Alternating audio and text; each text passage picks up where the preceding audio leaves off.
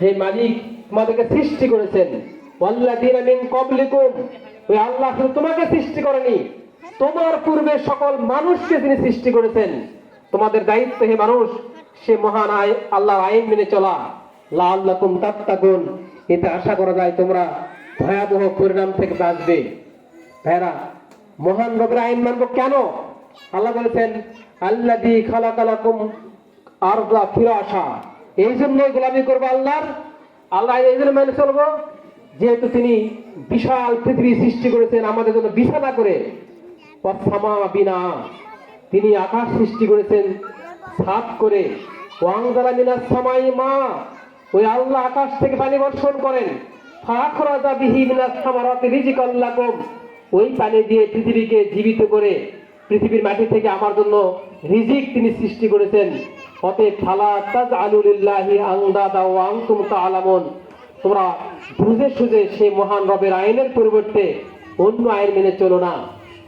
ভাইরা আমার, আমরা সে মহান রবের দেওয়া একমাত্র সত্য আদর্শ ইসলামের ভিত্তিতে আমাদের দেশ গড়ার জন্য আমরা ওয়াদাবদ্ধ হয়েছি। প্রিয় ভাইয়ের আমার, এই যে কাজ করতে হবে, এই দিন প্রতিষ্ঠার কাজ, এটা কোনো নফল কাজ নয়, এটা ফরজ কাজ। নামাজ পড়া যেমন ফরজ, ঠিক আল্লাহর এই জীবনে আল্লাহর দিনের ভিত্তিতে, আল্লাহর আইনের ভিত্তিতে দেশ গড়ে তোলা, সমাজ গড়ে তোলা আল্লাহর ফরজ নির্দেশে এটা নামাজের মতোই ফরজ। যেহেতু আল্লাহ বলেছেন আকিমুস সালাত, নামাজ কায়েম করো। এই আকিমুস সালাত শব্দের মাধ্যমে নামাজ ফরজ হয়ে যায়। ওই আল্লাহ বলেছেন আকিমুদ্দিন, দিন কায়েম করো, আমার দেওয়া ইসলামকে পৃথিবীতে চালু করো। অতএব ইসলাম চালু করার জন্য যা যা করার এগুলো করা আমাদের প্রত্যেকের ফরজ দায়িত্ব।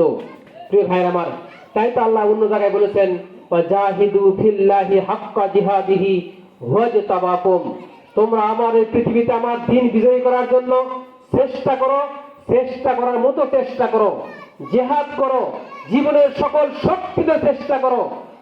ওয়াজতাবাকুম, আমি আল্লাহ তোমাকে এই কাজেই নিয়োগ দিয়েছি। মুসলিম জাতির এইটি আমাদের স্পেশাল দায়িত্ব। এই দায়িত্বের জন্য আমাদের মর্যাদা, শ্রেষ্ঠত্ব। এই দায়িত্ব পালন করলেই মহান রবের নিকট আমরা প্রিয় হব, শ্রেষ্ঠ জাতি হতে পারবো। এই দায়িত্ব ভুলে গেলে, এই কাজ না করলে আমাদের শ্রেষ্ঠত্ব থাকে না, সম্মান থাকে না, পজিশন থাকে না। আমার যখন থেকে মুসলিম জাতি ইসলামের শিক্ষা থেকে ভুলে ছিটকে পড়েছে, তখন থেকে আমাদের ঘাড়ে গোলামীর জিনজির চেপে বসেছে। আমরা আজকে গোলামি করতেছি, কখনো ভারতের গোলামি করি, কখনো আমেরিকার গোলামি করি, বিভিন্ন দেশের যে কৃষ্টি কালচার মেনে চলতে বাধ্য হয়ে আমরা। যখনই যেই দল এই দেশে সহ মুসলিম কান্ট্রিগুলোতে এই মানুষের তন্ত্রের বিরুদ্ধে লেগে আল্লাহর আইন চালু করার কাজ করেছে, এদের বিরুদ্ধে বিভিন্ন তকমা দিয়ে, বিভিন্ন মিথ্যা প্রোপাগান্ডা চালিয়ে এদের কাজকে স্তব্ধ করার চেষ্টা করা হয়েছে। বাংলাদেশ একটা উৎকৃষ্ট উদাহরণ। এখানে ভাইয়েরা, জামাত ইসলামের লোকগুলো সন্ত্রাসী নয়, দুর্নীতিবাজ নয়, এরা সমাজে নিকৃষ্ট লোক নয়। দেখবেন যে লোকগুলো সৎ, ইমানদার, ভালো মানুষ, যারা নামাজ পড়েন, সত্য বলেন, এই লোকরাই এই দেশে রাজনীতি করে, জামাত ইসলামী করে। অথচ এরকম সৎ লোকদেরকে আমাদেরকে বিভিন্নভাবে হয়রানি করা হয়েছিল। আর জামাত ইসলাম ছাড়া আর যে দল রয়েছে তারা এক মানে ওপেনলি কাজ করেছে, ফ্রি কাজ করেছে, ওদের কোনো বাধা বিপত্তি ছিল না। বলেন আমার দোষটা কি ছিল? আমার কি অপরাধ ছিল? ভাইয়েরা, আমাদের অপরাধ একটাই, আমরা ইসলামের কথা বলেছি, আমরা ওই বিজাতীয় সংস্কৃতি সভ্যতার বিরুদ্ধে কথা বলেছি।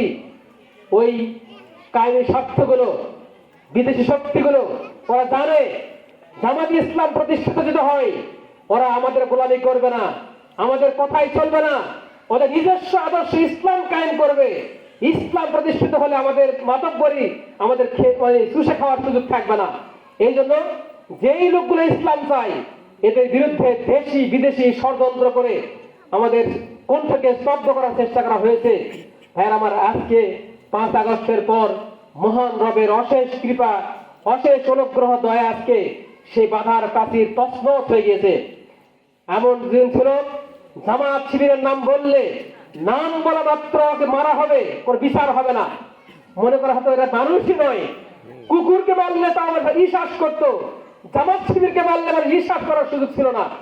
এমন কঠিন সময় ছিল, হ্যাঁ ওরা বলেছিল এই দেশে জামাত শিবিরের নাম থাকবে না, রাষ্ট্রীয় যন্ত্র প্রয়োগ করে হেনে কোনো ষড়যন্ত্র তারা করে নাই, করেছে। কিন্তু আল্লাহর অনুগ্রহ, যেই শক্তিগুলো এত কিছু করেছিল তারাই আজকে দেখে নিশ্চিন্ন হয়ে গেছে।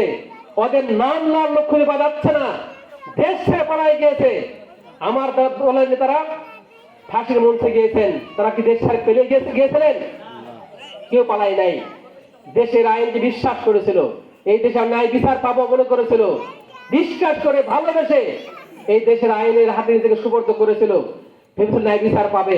দুঃখের বিষয়, আমাদের কুচক্রী মহলগুলো বিচারকের নামে কুপাটা কুখ্যাত লোকগুলো বিচারের আশেপাশে থেকে আমাদের ভাইদেরকে মিথ্যা সাক্ষ্য প্রমাণ জোগাড় করে মিথ্যা বিচারের আয়োজন করে ফাঁসিতে ছুঁয়ে ধরেছে। আমাদের ভাইরা ফাঁসির মঞ্চে গিয়েছিল, কিন্তু কখনো মিথ্যা সামনে মাথা নত করে নাই।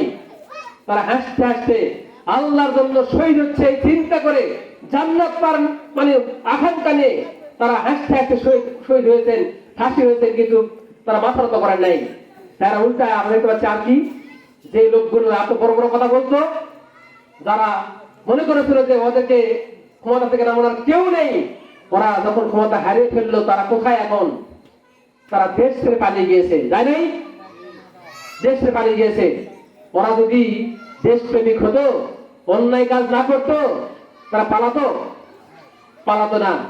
তারা অবশ্যই থাকতো, জানতো অপরাধ করেনি। অপরাধ যে করে না সে সাহসী হয়, সে বিশ্বাস করে অপরাধ করেনি আমাকে কে কি করবে, আর অপরাধ করার কারণে ভয় পালিয়ে গিয়েছে। যাই হোক প্রিয় ভাইরা, আসুন বাংলাদেশ জামাত ইসলামী এই যে ইসলামের ভিত্তিতে সমাজ গড়তে চাই, দুর্নীতিমুক্ত সমাজ গড়তে চাই, বেকারত্ব দূর করতে চাই।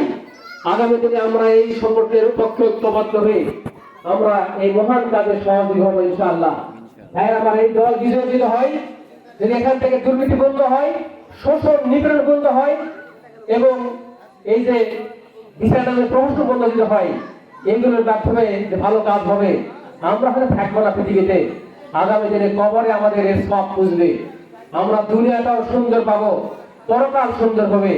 এই জন্য আমরা সকলেই পৃথিবীর সকল মত পথ আদর্শ ভুলে গিয়ে মহান নগর উপস্থাপিত একমাত্র সত্য কল্যাণের আদর্শ ইসলামের পতাকা তলে ঐক্যবদ্ধ হব। সকলকে আমি এই আহ্বান জানিয়ে আমার সংক্ষিপ্ত বক্তব্য শেষ করছি। আসসালামু আলাইকুম ওয়া রাহমাতুল্লাহ।